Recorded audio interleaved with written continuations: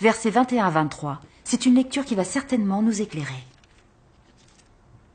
Le Seigneur Jésus a dit, « Ceux qui me disent « Seigneur, Seigneur » n'entreront pas tous dans le royaume des cieux, mais celui-là seul qui fait la volonté de mon Père qui est dans les cieux.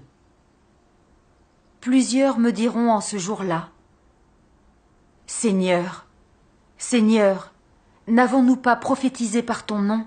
N'avons-nous pas chassé des démons par ton nom, et n'avons-nous pas fait beaucoup de miracles par ton nom? » Alors je leur dirai ouvertement, « Je ne vous ai jamais connus.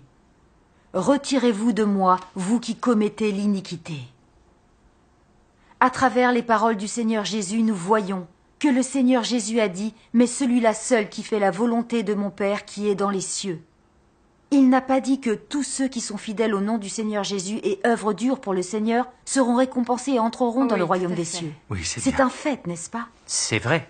Le Seigneur n'a pas dit que les gens pouvaient se contenter de travailler dur pour entrer dans son royaume. Pour moi, ce sont nos façons de voir et notre imagination qui sont à revoir. Si d'après nos façons de voir, tous ceux qui s'accrochent au nom du Seigneur et travaillent dur pour lui entreront dans le royaume des cieux. Pourquoi ceux qui prêchaient et chassaient des démons au nom du Seigneur Jésus sont condamnés par le Seigneur? Oui, pourquoi? C'est étrange en effet. Cela montre que travailler dur pour le Seigneur n'est pas nécessairement faire la volonté de Dieu. Et pourquoi est-ce que c'est comme ça?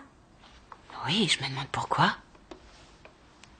Parce que beaucoup de gens travaillent très dur pour le Seigneur afin d'être bénis, et pas réellement pour obéir à Dieu. Leur tempérament satanique est toujours là. Ils ont toujours leurs fausses idées sur Dieu, lui déobéissent, s'opposent à lui et le condamnent. Certains même haïssent la vérité, comme le faisaient les pharisiens. Peu importe à quel point ils travaillent dur pour le Seigneur, comment de telles personnes pourraient-elles faire la volonté de Dieu? C'est dans leur nature de s'opposer à Dieu. Entrer dans le royaume des cieux simplement en travaillant dur pour le Seigneur, c'est quelque chose qui est intolérable pour les cieux. Vous n'êtes pas d'accord? Oui, bien sûr. Oui, elle a raison. Donc, qui sont ceux qui font la volonté du Seigneur? Ceux qui accomplissent la volonté de Dieu sont ceux qui lui obéissent vraiment. L'obéissance à notre Seigneur se manifeste en glorifiant Dieu, en le révérant et en se soumettant à son œuvre. En pratiquant et en faisant l'expérience de la parole de Dieu, en apprenant à le connaître et en ayant un véritable amour pour lui, en étant capable de témoigner pour lui, on montre son obéissance à Dieu ne lui résistant jamais et en ne le trahissant jamais en aucune circonstance.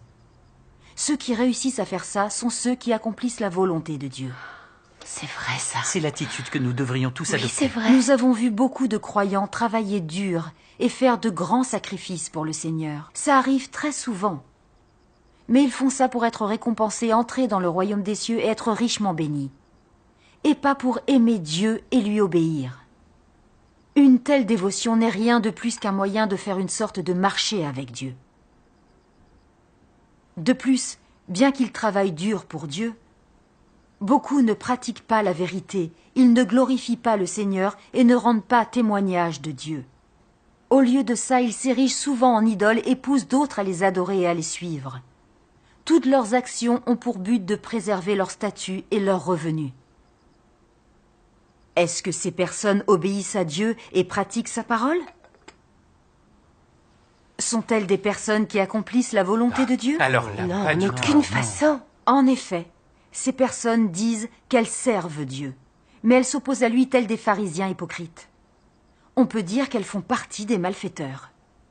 Comment ces personnes pourraient-elles être dignes d'entrer au royaume des cieux? C'est sûr.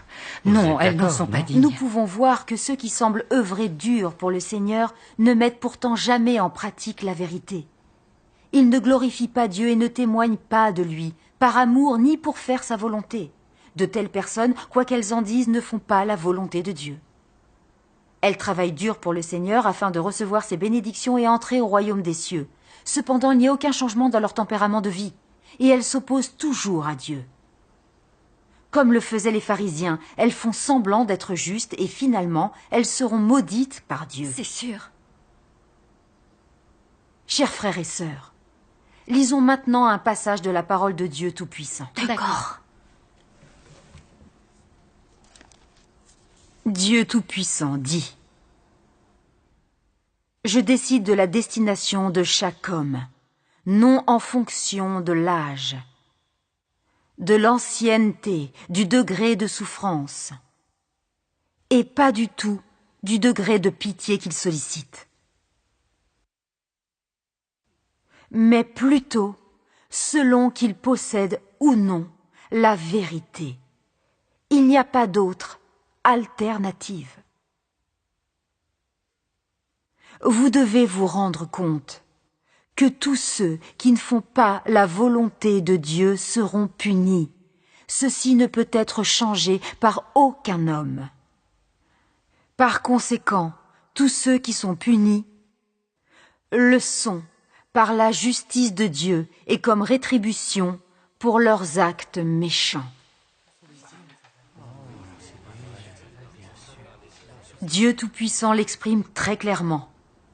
Entrer ou non au royaume des cieux ne dépendra pas du travail accompli ou de l'ampleur des souffrances endurées. C'est logique. Il s'agira de savoir si nous mettons en pratique la parole de Dieu, si nous respectons ou pas ses commandements, et si nous accomplissons ou pas sa volonté.